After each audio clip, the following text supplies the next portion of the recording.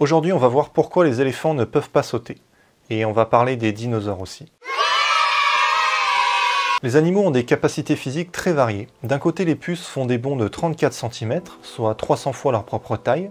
Et d'un autre côté, les éléphants sont incapables du moindre saut.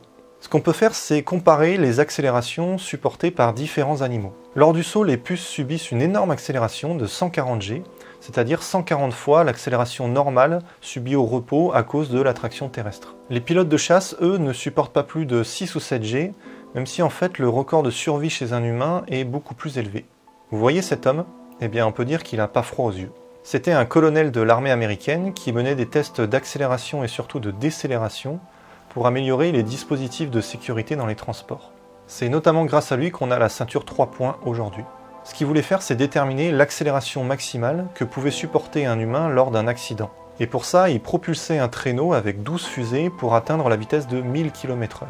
Et ensuite, il freinait l'engin en quelques secondes en le faisant arriver dans un bassin rempli d'eau. Au début, il plaçait dans l'engin des mannequins, puis des singes qui devaient être super contents de participer à ça. Et à la fin, il finit par s'installer lui-même dans le traîneau. Et au moment du freinage, la force c'était pas 6 ou 7 G, c'était 46 G.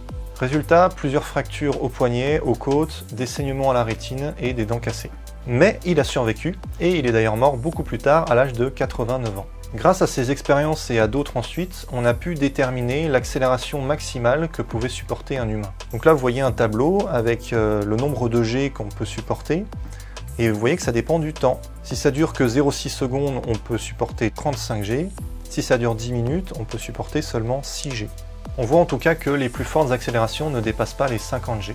Alors il se trouve qu'il y a quelqu'un qui a survécu à des accélérations encore plus grandes.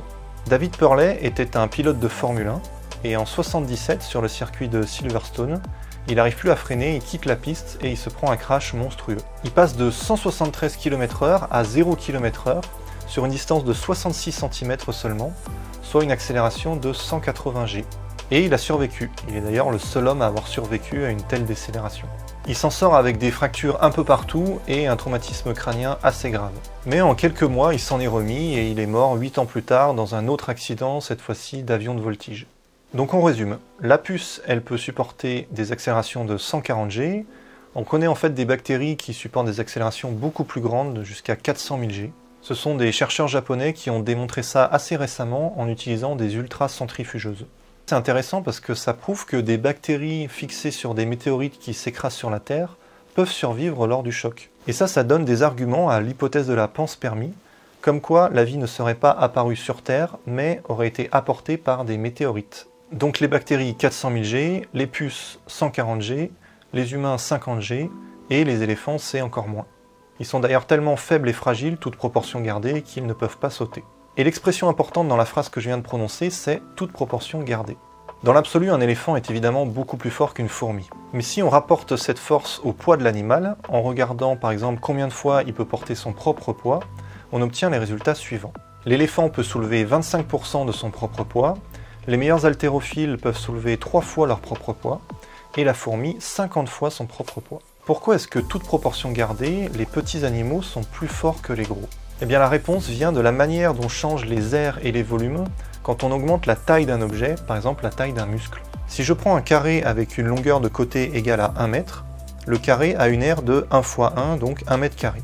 Si je double la longueur, j'ai 2 mètres fois 2 mètres, donc 4 mètres carrés. Et si j'ai une longueur de 10 mètres, j'obtiens 100 mètres carrés. 100 c'est 10 fois 10, c'est bien 10 au carré. De manière générale, l'aire augmente avec le carré de la distance. Si maintenant je prends un cube et que je double sa longueur, on voit que le cube obtenu est formé de 8 petits cubes. Le volume est multiplié par 2 au cube, c'est-à-dire 2 fois 2 fois 2, donc 8. Les volumes augmentent avec le cube de la distance. Donc ici je trace longueur, aire et volume en fonction de la longueur. Longueur en fonction de longueur, l'ordonnée est égale à l'abscisse, donc j'obtiens une droite. Pour l'air, ça augmente plus vite, avec le carré de la longueur. Et pour le volume, ça augmente encore plus vite, cette fois-ci avec le cube de la longueur. Et on va voir comment ça s'applique aux animaux. Par exemple, un humain est environ 1000 fois plus grand qu'une fourmi, mais toutes ses caractéristiques physiques ne sont pas multipliées par 1000. Son volume est multiplié par 1000 fois 1000 fois 1000, donc 1 milliard. Et comme le poids est proportionnel au volume, un humain pèse 1 milliard de fois le poids d'une fourmi. Et on peut se dire, il a des muscles 1 milliard de fois plus gros, donc il a une force 1 milliard de fois plus grande, donc ça compense. Sauf que ça marche pas comme ça. C'est pas le volume qui importe pour la force, c'est l'aire de la section du muscle. La section, c'est la surface obtenue par une coupe transversale du muscle. Et si la taille est multipliée par 1000, la surface, elle est multipliée par 1000 au carré, donc 1 million seulement, pas 1 milliard. Voilà pourquoi les fourmis peuvent soulever plusieurs fois leur propre poids et que les gros animaux en sont incapables. C'est aussi la raison pour laquelle les fourmis peuvent tenir sur des pattes fines, alors que les gros animaux ont besoin de pattes beaucoup plus épaisses pour tenir debout. Les grosses pattes, c'est une des stratégies qu'ont les gros animaux pour contrer cette histoire d'air et de volume qui se multiplient de manière différente. Et étudier ces stratégies, ça permet de comprendre comment se déplacent les différents animaux, les mammifères comme les félins, les varans ou les dinosaures. En abscisse, on a utilisé ce qu'on appelle une échelle logarithmique.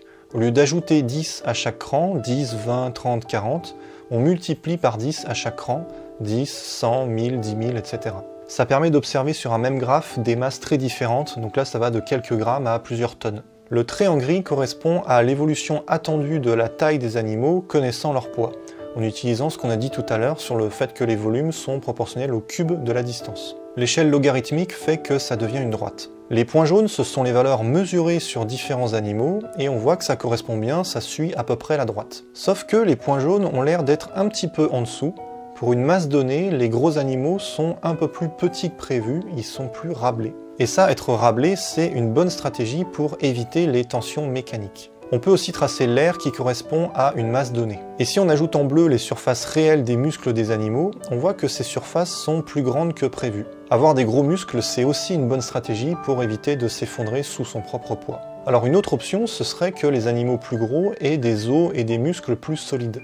Alors plusieurs études ont été faites sur le sujet et on n'a pas vraiment trouvé de différence entre les animaux au niveau des muscles. Par contre, les os spongieux, comme les vertèbres, auraient des structures microscopiques différentes chez les gros animaux. Ces prolongements de tissus osseux qui forment l'intérieur des os spongieux, on appelle ça des trabécules.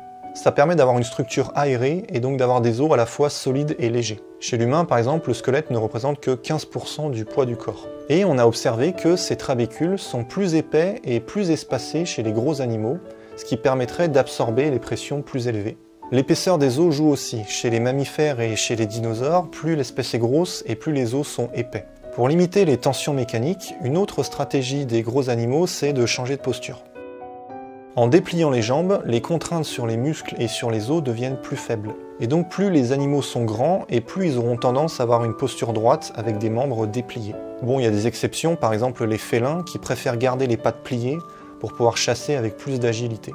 Dernière option, ralentir ses mouvements. Quand la taille augmente, on fait des pas plus longs, donc on va plus vite, mais à partir d'une certaine masse, à cause des contraintes sur les os et les muscles, ça devient en fait avantageux de ralentir pour ne pas se blesser. Et donc en regardant plusieurs espèces au sein d'un même groupe, les mammifères par exemple, quand la masse augmente, au début la vitesse augmente aussi, mais à partir d'un certain point qu'on appelle l'optimum, les animaux ralentissent pour ne pas se blesser parce qu'ils sont devenus trop gros et donc trop fragiles. Être gros, ça a ses avantages, par exemple lors des combats avec les autres animaux. Pourtant, on observe très peu d'espèces plus grosses que l'optimum de vitesse. Les espèces grandes et lentes ne réussissent pas tellement bien dans la nature. Mais chez les dinosaures, on observe l'inverse. La plupart sont beaucoup plus gros que l'optimum. Alors peut-être qu'on a du mal à trouver les fossiles des petits dinosaures. Peut-être que l'environnement a beaucoup changé, que les prédateurs sont devenus plus efficaces et qu'ils arrivent à tuer même les gros animaux. Peut-être que c'était un premier test de la nature pour créer de gros animaux et que c'est allé trop loin et que ça s'est mal terminé. Ou peut-être que la stratégie que les dinosaures avaient pour réduire la pression sur leur squelette a été perdue et que la nature a trouvé d'autres moyens de survie pour les espèces. En tout cas, ce qui est sûr, c'est que la vie trouve toujours un chemin.